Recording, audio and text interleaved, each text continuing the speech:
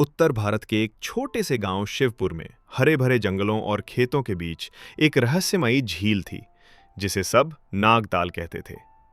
कहते हैं उसकी गहराई में छुपी थी एक ऐसी चीज जो रात में तारे से भी ज्यादा चमकती थी, नागमणि। लेकिन उस झील के पास जाने की किसी की हिम्मत नहीं होती थी। क्यों? क्योंकि मान्यता थी कि वहां नागराज स्वयं पहरा देते हैं। जो गया वो लौटकर नहीं आया। ये बात गांव के हर बच्चे को सुलाते वक्त सुनाई जाती थी।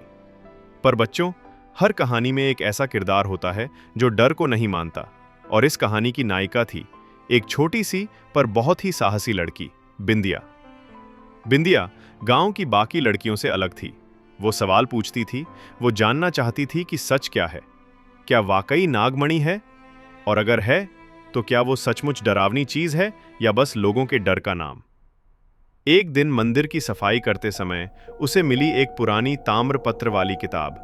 उसमें लिखा था, जहां सूर्य जल में मुस्काए वहीं नागमणि की राह दिखाए, चतुराई से बढ़ना वरना सर्पों का वंश तुझे निगलेगा। बच्चों, अब बताओ, क्या तुम होते तो डर जाते? लेकिन बिंदिया नहीं डरी। उसने अपने साथ लिया अपनी छोटी बहन झूली और अपना दोस्त रामू।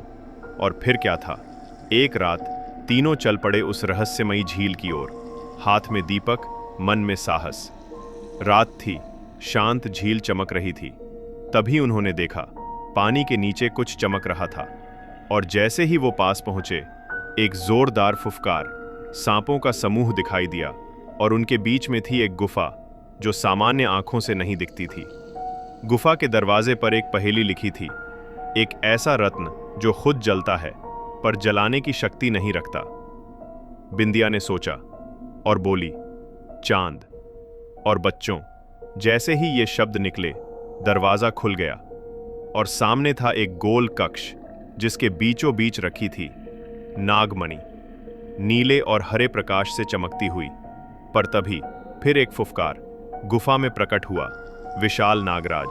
सब कांप उठे, पर बिंदिया ने हाथ जोड़कर कहा, हे नागराज, हम चोर नहीं हैं।